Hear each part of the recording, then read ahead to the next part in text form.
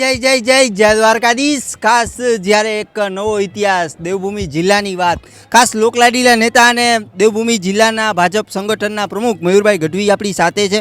ખાસ આપ જોઈ શકો છો દ્વારકેશ કમલમ મયુરભાઈ, જે દ્વારકેશ કમલમ ઇતિહાસમાં એક ઇતિહાસ સર્જાણો છે, જે આપ પ્રમુખ બન્યા પછી જે આ નવનિયુક્ત નિર્માણ, શું કહેશો આપ? ભારતીય જનતા પાર્ટી દેવભૂમિ દ્વારકા જિલ્લાના કાર્યકર્તાઓના ઘરનું એક સપન હતું। આજ સુધી દેવભૂમિ દ્વારકા જિલ્લાની સ્થાપના બાદ ભારતીય જનતા પાર્ટીના કાર્યકર્તાઓને બેસવા માટેનું કોઈ સ્થાન નહોતું। ત્યારે આપણા આદરણીય પ્રધાનમંત્રી શ્રી નરેન્દ્રભાઈ મોદી સાહેબના નેતૃત્વમાં અને ગુજરાત પ્રદેશના યશસ્વી અધ્યક્ષ શ્રી સી.આર. પાટીલ સાહેબનું એક સંકલ્પ હતો કે ગુજરાતના દરેક જિલ્લાનું પોતાનું કાર્યાલય બને। એ આના અનુસંધાને દ્વારકા જિલ્લામાં પણ દ્વારકાધીશ ભગવાનની પરમભૂમિ છે, પાવન ધરા છે, તો ભગવાનને શોભે એ પ્રકારે કાર્યાલય પણ એ પ્રમાણે હોવું જોઈએ। એટલે ભગવાનના આશીર્વાદથી સૌ કાર્યકર્તાઓ, પ્રત્યેક કાર્યકર્તા છે એના આશીર્વાદથી, પ્રેરણાથી, સહકારથી આજે આપ જોઈ શકો છો કે ખંભાળિયા ખાતે દેવભૂમિ દ્વારકા જિલ્લાનું જિલ્લા કાર્યાલય શ્રી દ્વારકેશ કમલમ, જે આજે જોગાનુજોગ પાર્ટી સ્થાપના દિવસ છે અને એ દિવસે ગુજરાત પ્રદેશના અધ્યક્ષ શ્રી સી.આર. પાટીલ સાહેબના હસ્તે કાર્યકર્તાઓને અર્પણ થવામાં આવશે થોડી વારમાં।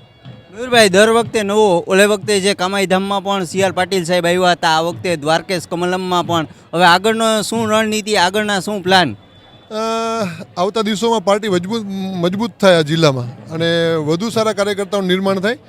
આ સરસ મજાના કાર્યકર્તાના મંદિર એટલે કે જિલ્લા કાર્યાલયમાંથી સારા અને નિષ્ઠાવાન અને રાષ્ટ્ર નિર્માણમાં ભૂમિકા સર્જી શકે એ પ્રકારના કાર્યક્રમ નિર્માણ થશે।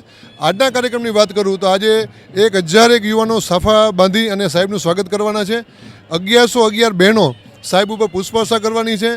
સંખ્યા ઢોલી ઋષિકુમારો એના આશીર્વચન આપશે અને આ પ્રકારે ખૂબ ધામે ધૂમે બહુ ભવ્ય કાર્યક્રમ યોજવા જઈ રહ્યો છે।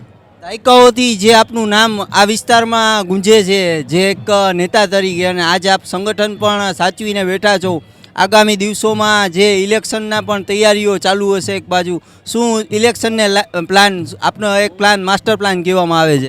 આમાં હું ભારતીય જનતા પાર્ટીનો નિષ્ઠાવાન કાર્યકર્તા માત્ર છું।